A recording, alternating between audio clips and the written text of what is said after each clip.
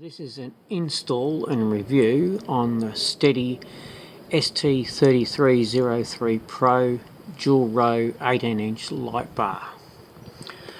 Now, I've installed it on the front of a DMAX. It's 18.4 inches long, double row. It's rated at 1 lumen at 667 meters, so it has a decent throw for a light. It is a theoretical lumen rating of just over 13k.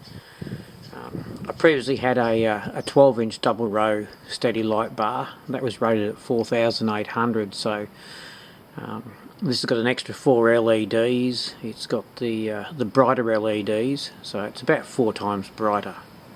And you certainly notice it on the road. It's got a wider spread, obviously, because it's a wider beam.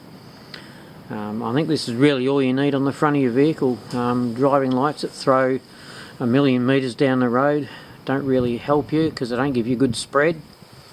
And it's the things in the side of the road, like kangaroos running out, that you really need to be able to see. Alright, we're going to install the screws. Now, the instructions for the screws tell you to use anti-seize. Now, because these are stainless steel screws, the reason it tells you to use anti-seize is they're going into aluminium and the possibility of galling might occur, which means you'll strip off a thread and then lock them absolutely solid. So at this stage, because we haven't positioned it on the bull bar, we'll just do them up loosely so everything's in loose position. Once we get it on the bull bar, we'll line it all up and then we'll tighten them all up. Now, I also use a bit of anti-seize on these little grub screws. If you're using these little brackets, so you can mount it directly onto the bar rather than onto the round section at the top. These are the ones that are going to lock up because they're very fine thread, especially when you get a bit of corrosion on them. In a few years you go to adjust it and find out they're all locked up. Alright, this is what I use to feed wires through grommets in Firewalls. Firstly I've got a screwdriver, an old screwdriver that I've sharpened the tip on. First off I use that to poke a hole. Then I use a rope fid. Put the wire in the fid, fits inside it, tie it off with a bit of insulation tape. I then use a bit of lithium spray to lubricate the rope fid and then push it through the hole. Another great use for a rope fid is when you're feeding this heat resistant braided shielding over your wires. It feeds it through really easy.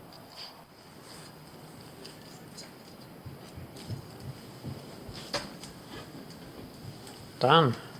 If you're running wires in the engine bay, try and get heat resistant tie downs, particularly if you're running things close to exhaust or near your DPF where they'll get hot and melt.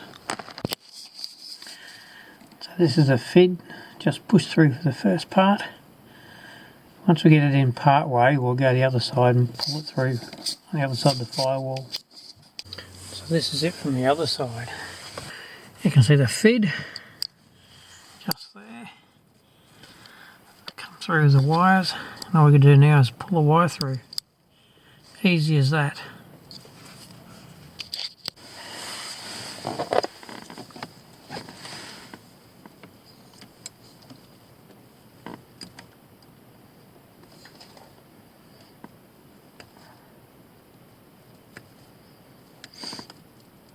Hardest part's getting the insulation tape off the fid when you fed it through.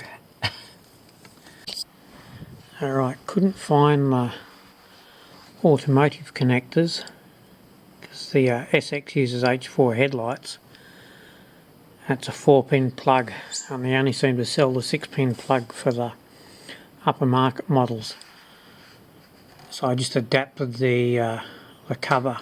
Put a gland on the back, it all fits neatly inside and the cap can still be done up.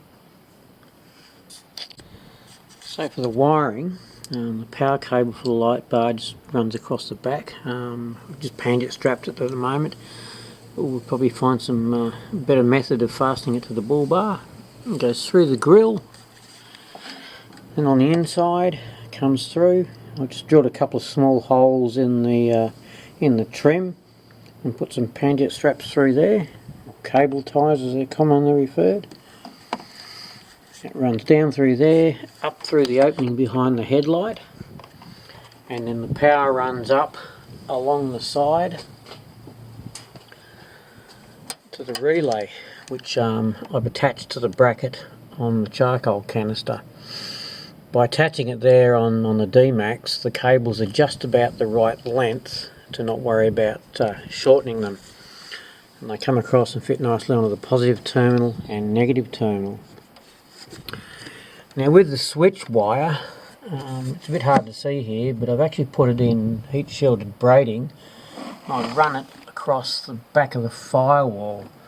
So it comes all the way across the other side in the engine bay, behind your brake booster, and in through the grommet here. That way the wires come out nice and close to where the switch is inside. Switch panel here, so it means it comes out under here straight up into the switch. That way you don't have to run the wiring all the way across internally in the car. You'll also find that the grommet behind here in the firewall is a lot easier to access and feed the wires through than the ones on the opposite side. Alright, this is low beam on an ST DMAX. This is high beam. Now note, with high beam I've got plus 150 bulbs in this, and this is with the light bar on, so considerably better with the light bar on. Go for a bit of a drive and see what it's like. It certainly gives you plenty of spread. It's not too bad on the street signs. I mean, it's around the 500 Kelvin colour temperature, so it's not too harsh on the eyes. And this is a completely dark road, a bit undulating. And a bit bumpy too because of the wobble on the camera.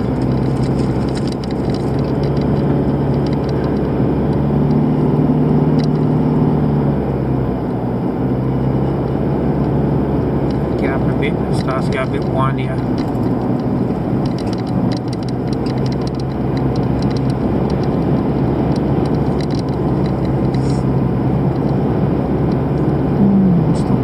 Better than the old one we had on the FJ.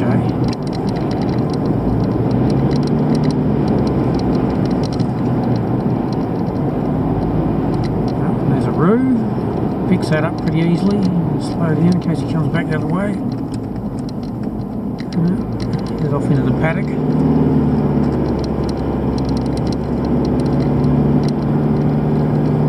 Don't drive too fast, there might be a few of his brothers around.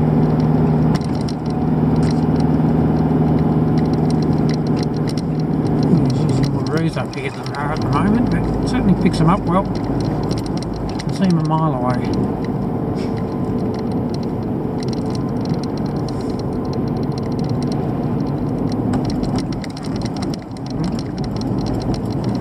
The windy bit up here. There's more breeze in this bit, so I'm going to hammer through here.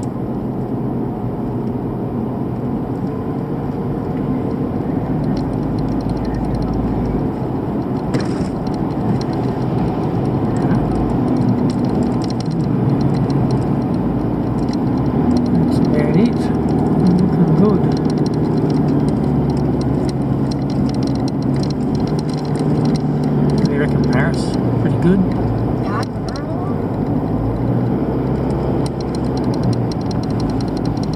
Good in the bush. I mean, you don't need to see for miles, but you need to see what's on the side of the road, especially with the breeze bouncing out.